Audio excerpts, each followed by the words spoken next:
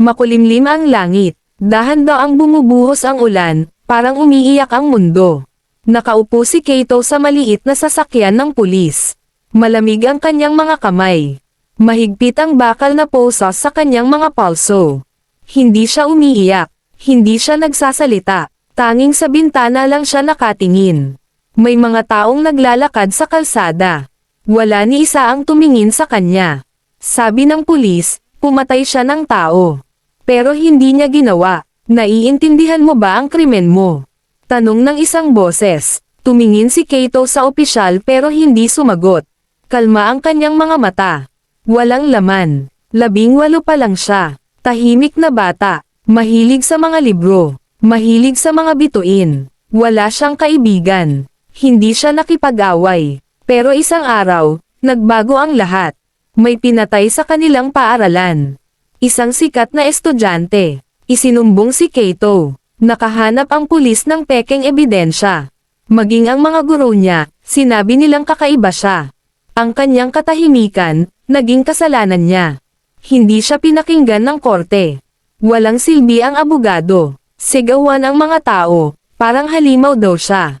Guilty. Mabigat ang salitang iyon. Ngayon, nasa bilangguan siya. At malapit na siyang mamatay.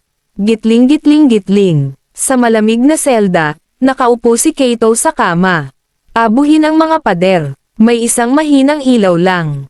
Tumangala siya. May bitek ang kisame. Hindi siya galit. Pagod siya. Siguro, ganito lang talaga ako mawawala, bulong niya. Pumikit siya. Gabi iyon nang dumating sila. Mga gwardya. Maliwanag na ilaw. Maikling lakad papunta sa madilim na silid. Tumayo siya. May kadena sa kanyang mga paa.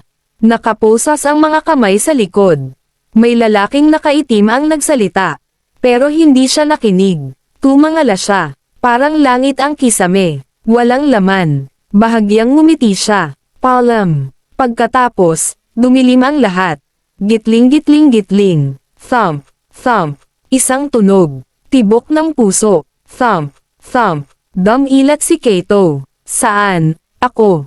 Tanong niya. Wala siya sa bilangguan. Hindi siya patay. Nasa malambot siyang kama. Malaki ang silid. Ginto at bato ang kisame.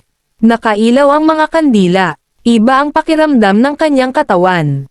Magaan. Malakas. Dahan-dahan siyang bumangon. Tiningnan ang kanyang mga kamay. Hindi ito ang kamay ko. Maputi ang balat. Mahahaba ang braso. Mananipis pero matitibay ang daliri. Tumayo siya at lumapit sa salamin. Ang batang nasa salamin ay may itim na buhok, mapulang mata, at mukhang isang prinsipe. Delikado ang itsura nito. Pumikit si Kato. Masakit ang ulo niya. Sunod-sunod ang mga alaala. Mga sigaw. Mga espada. Isang korona. Dugo. Ano to? Isang pangalan ang lumitaw sa kanyang isipan. Jinharo. Isang prinsipe. Anak ng isang hari. Isang batang may pusong demonyo. At kinamumuhian ng lahat. Gitling gitling gitling. Si Jinharo ay malupit. Nanakit. Pumatay. Pero hindi kailanman nahuli. Pinrotektahan siya ng kanyang ama, ang hari. Natatakot sa kanya ang bayan. Galit sa kanya ang mga maharlika. Pero patay na si Jinharo. At si Kato na ang nasa katawan niya. Reinkarnasyon ba to? Tanong ni Kato. Mahirap paniwalaan. Pero totoo ang sakit ng ulo. Totoo ang mga alaala. Hindi na siya si Kato. Hindi na siya nasa Japan. Siya na si Jinharo. Ding. Isang tunog ang umalangaw-ngaw sa kanyang ulo. Lumabas ang isang asol na screen. Gitling gitling gitling. System lock. Requirement, pumatay ng isang bayani upang ma-activate. Gitling gitling gitling. Tinitigan ni Kato ang mensahe. System. Bayani. Para bang laro. Sinubukan niyang hawakan ang screen. Gumalaw ito kasabay ng kanyang kamay. Pero wala siyang ibang ma-access. Nakalock pa lahat. Bumilis ang tibok ng kanyang puso. Uminit ang kanyang dibdib. Hinawakan niya ang kanyang dibdib. Thump. Thump. Ang pusong demonyo. Nasa loob niya. Umupo siyang muli sa kama. Hindi normal ang mundong to. Gitling gitling gitling. May kumatok. Tumayo siya. Mabilis gumalaw ang katawan niya. Parang sanay sa kapangyarihan. Bumukas ang pinto. Pumasok ang lalaking nakapulang uniforme. May pilak na buhok at matalim na mata. Prinsipe Jin, gising na kayo. Tahimik si Kato. Yumuko ang lalaki. Ako si General Ruvan. Nagsisilbi ako sa inyong ama. Ipinapatawag kayo ng hari. Tumanggaw si Kato. Sumunod siya sa general. Naglakad sila sa mga pasilyong yari sa puting bato. May mga gwardya sa paligid. Yumuko ang mga taga-silbi. Ramdam niya ang takot ng mga tao. Natatakot sila kay Jinharo. Gitling-gitling-gitling. Sa loob ng silid trono, nakaupo ang hari. Matangkad. Matikas. Malamig ang mga mata.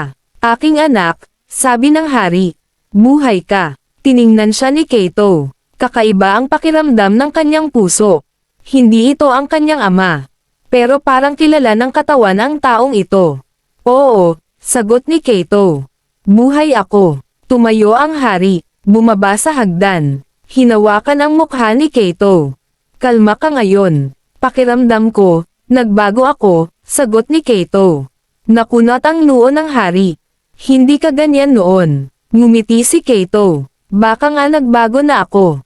Gitling-gitling-gitling. Hindi ngumiti ang hari, pero tumanggo siya. Mabuti. Tumingin siya sa mga gwardya. Ipaalam sa mga maharlika. Bumalik na ang prinsipe. Gitling-gitling-gitling. Gabing iyon, nakaupo si Kato sa tabi ng bintana. Tinitingnan ang mga bituin. Mapanganib ang mundong to, sabi niya. Tiningnan niya ang kanyang mga kamay. Mapanganib ang katawan na to.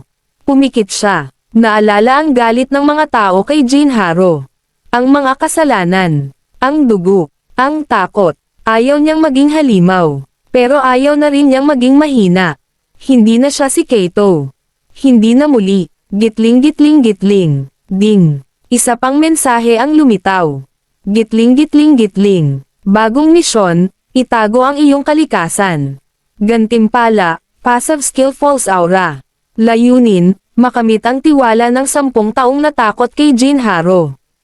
0/10. Gitling-gitling-gitling. Ngumiti si Kato. Simula na. Tumayo siya. Nagniningning ang kanyang mapulang mata sa dilim.